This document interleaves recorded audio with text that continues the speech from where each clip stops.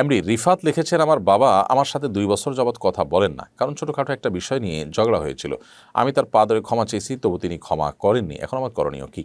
দেখুন, বাবা মার বিষয়টা খুব স্পর্শকাতর। আপনি তার কাছ থেকে ক্ষমা আদায় করবার যত প্রচেষ্টা হতে পারে সবগুলো আপনি অবলম্বন করবেন।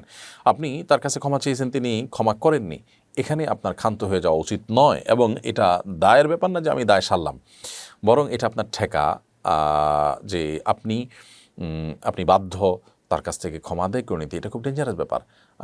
মানুষ ক্ষমা চাওয়ার মতো চাইলে তার ক্ষমা পাওয়ার কথা। আপনি চোখের পানি ফেলে একের পর এক অনবরত চাইতে থাকলে কিভাবে চাওয়া যায়, অন্য কাউকে দিয়ে চাওয়ালেন, অন্য কাউকে দুর্বল করলেন, বিভিন্নভাবে যখন চেষ্টা করবেন, আল্লাহ তাআলা তার দিল গল দেবেন। আল্লাহর কাছে দোয়াও করবেন আল্লাহ যেন তার অন্তরকে পরিবর্তন করে, কারণ ইয়া মুকাল্লিবাল কুলুব, হে অন্তর পরিবর্তনকারী। আমরা দোয়া করি আল্লাহর কাছে সাধারণত যে আমাদের অন্তরকে আপনি ইমানের উপর অটল অবিচল করে দিন, ইমানের উপর আপনি টিকিয়ে রাখুন। সো তার কাছে তার অন্তরকে যেন আল্লাহ তাআলা আপনার প্রতি ঘুরিয়ে দেন, বিনম্র করে দেন, এবং তাকে যেন নরম করে দেন, সেজন্য আপনি দোয়া করবেন। এরপরও যদি আপনি তার কাছ থেকে ক্ষমা না পান, তিনি খুব বেশি শক্ত ভাব নেন, আপনি অনেক নরম হয়েছেন, ইনশাআল্লাহ আশা করা যায় আল্লাহ তাআলা আপনাকে দায়মুক্ত করবেন। আপনার চেষ্টার সর্বোচ্চ লেভেলে আপনাকে যেতে হবে। এমডি শাহরিয়ার সাজিদ আপনি লিখেছেন, আমার মা বলেন জামা কাপড় ধোয়ার সময় 3 বার বিসমিল্লাহ বলতে হয়। আমার প্রশ্ন, এটা কি কুসংস্কার?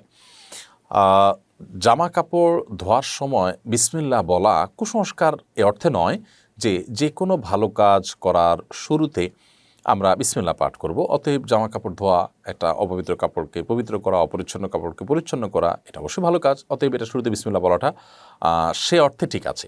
যে কোনো ভালো কাজের শুরুতে বিসমিল্লাহ বলার অর্থে ঠিক আছে। সেক্ষেত্রে 3 বার আপনি যে কোনো নাপাক কাপড় যদি হয়, তাহলে নাপাক কাপড়কে ধোয়ার জন্য হয় দৃশ্যমান নাপাক দূর হওয়া পর্যন্ত ধোবেন। আর না হলে দৃশ্যমান যদি না হয়, যেমন পেশাব বোঝা যায় না, পানির সাথে মিশে থাকে, এটা ওইভাবে দৃশ্যমান নয়, তাহলে সেক্ষেত্রে আপনি 3 বার চিবাবেন। তো প্রত্যেকবার চিবানোর শুরুতে যদি বিসমিল্লাহ কেউ পড়েন, সেটা সে অর্থে ঠিক আছে। বাট কাপড় পবিত্র হওয়ার জন্য বিসমিল্লাহ বলা জরুরি না। কাপড় পবিত্র হওয়ার জন্য 3 বার ভালো করে ধোয়া এবং চিবানো হলো শর্ত। বিসমিল্লাহ বলা ছাড়াও যদি সেটা করেন কেউ, কাপড় পাক হয়ে যাবে। অতএব আপনার মায়ের বিসমিল্লাহ বলাটা যদি ভালো কাজের শুরুতে বিসমিল্লাহ বলার অংশ হিসাবে হয়, ঠিক আছে। কাপড় ধোয়ার অংশ হিসাবে যদি হয়, তাহলে সেটা আবশ্যক না বিসমিল্লাহ বলাটি। তাহলে এক্ষেত্রে তার ধারণাটা সংশোধন করতে হবে, যদি ভুল ধারণা থেকে তিনি এটি করে থাকেন। আর যদি তিনি এমনিতেই ভালো যে কোনো কাজের শুরুতে বিসমিল্লাহ বলেন, সেই হিসাবে বলেন, তাহলে ঠিক আছে, কোনো সমস্যা নেই। হালিমা সাদিয়া লিখেছেন, আমি একজন অভিভাবক, আমার সন্তান স্কুলে পড়ছে।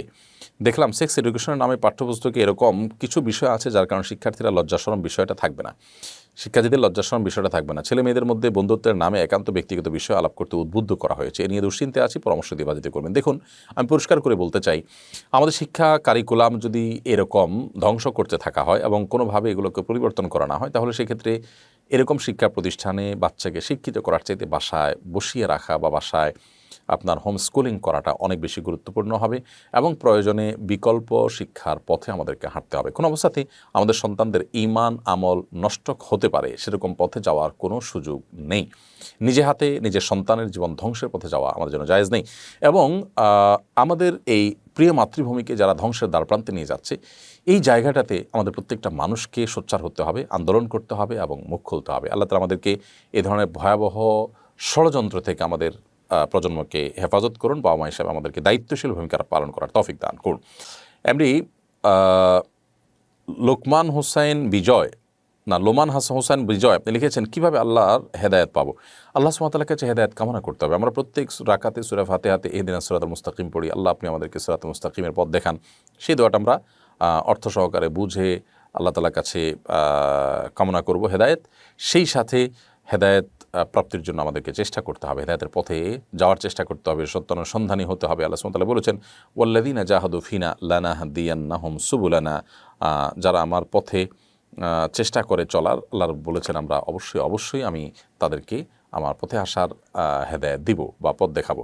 তো এই জন্য হেদায়েতের জন্য চেষ্টা করতে হয়, আল্লাহ তাআলার কাছে দোয়াও করতে হয়, হেদায়েত প্রাপ্তদের সান্নিধ্য অবলম্বন করার চেষ্টা করতে হয়।